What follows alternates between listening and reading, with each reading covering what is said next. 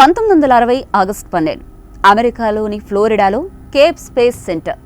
ఉదయం మబ్బులు కమ్ముకున్న వాతావరణంలో ఒక తెలియని ఉత్కంఠ. థోర్ డెల్టా రాకెట్ గర్జన మొదలైంది. కానీ ఇది సాధారణ ప్రయోగం కాదు. ఇది ఎకో-1, అదే భూమి చుట్టూ తిరిగే అద్దం.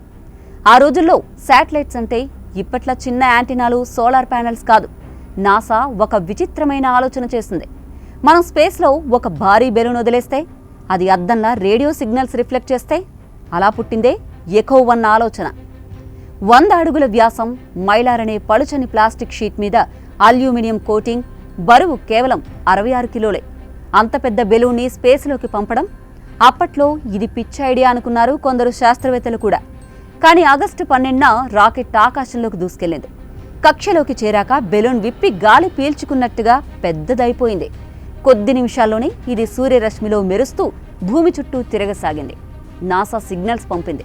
తూర్పు తీరంలో పంపిన రేడియో సిగ్నల్ పశ్చిమ తీరంలోని రిసీవర్స్లకు బౌన్స్ అయి చేరింది. మొదటిసారి ఖండాంతర కమ్యూనికేషన్ స్పేస్ రిఫ్లెక్టర్ ద్వారా విజయవంతమైంది. అయితే రాత్రి ఆకాశంలో ఇది ఒక కొత్త నక్షత్రంలా మెరిసింది. పల్లెల్లో, పట్టణాల్లో ప్రజలు ఆకాశంలో పెద్ద వెండి వెలుగు కదులుతోంది అని ఆశ్చర్యపోయారు. రేడియోలో యూఎఫ్ఓ సైటింగ్ రిపోర్ట్స్ పెరిగాయి. కొంతమంది ఇది రహస్యమైన స్పై మిషన్ అని నమ్మారు. నాసా వివరణ ఇచ్చినా అందరికీ అది స్పేస్లో తేలియాడే అద్దమన్న ఆలోచనే షాక్ ఇచ్చింది. ఎకో-1 సుమారు 8 ఏళ్లు కక్షలో తిరిగి చివరికి వాతావరణంలో కలిసిపోయింది. కానీ అది మానవ చరిత్రలో మొదటి పాజిటివ్ కమ్యూనికేషన్ శాటిలైట్.